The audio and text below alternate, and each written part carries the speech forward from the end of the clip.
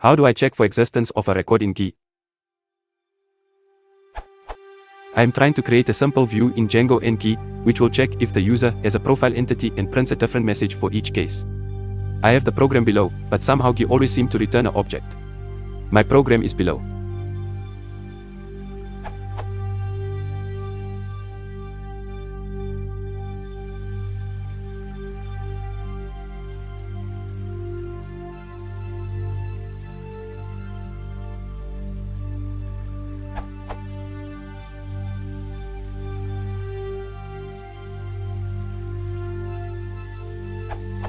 My model object is profile defined as follows.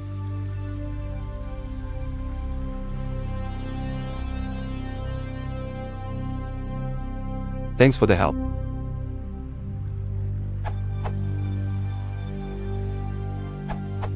I am afraid you forgot to execute the query. Try the get method. It returns the first result, or none if the query returned no results.